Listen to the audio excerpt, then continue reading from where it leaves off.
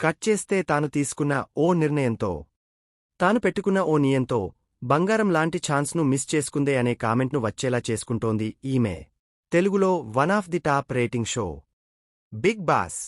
ఇప్పటికే 8 సీజన్లు కంప్లీట్ చేసుకున్న గేమ్ షో త్వరలో 9వ సీజన్తో మన ముందుకు రాబోతోంది.